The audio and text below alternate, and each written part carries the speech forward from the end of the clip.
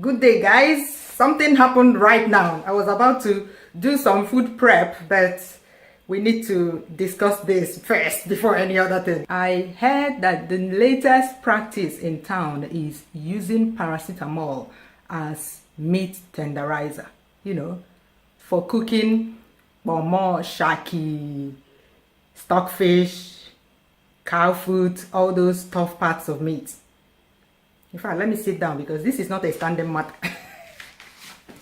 So they now need paracetamol to tenderize meat. The meat has a headache.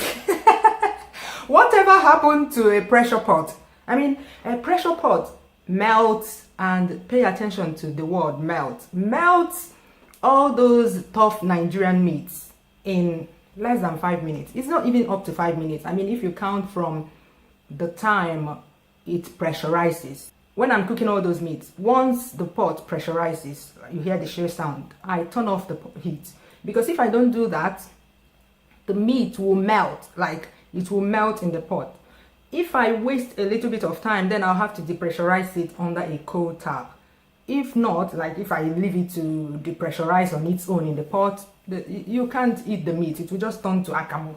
Yeah. So I don't understand all these. I've heard about using stainless steel spoon, using what else?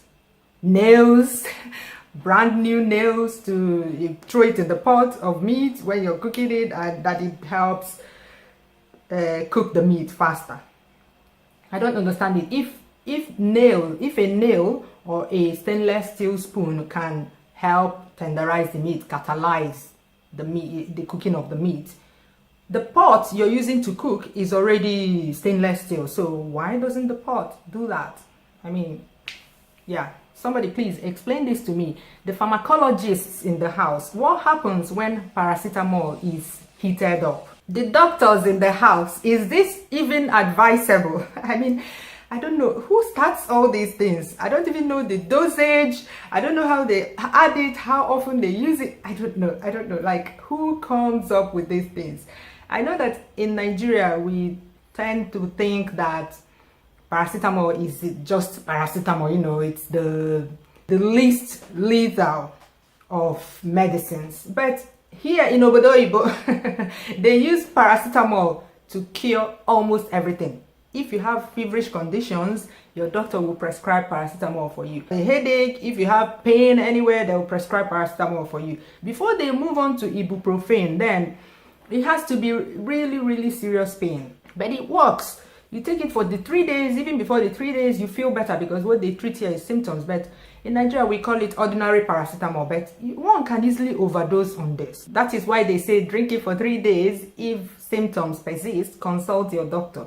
I mean, you can't go around abusing these things. I mean, who came up with this? Can you report here now?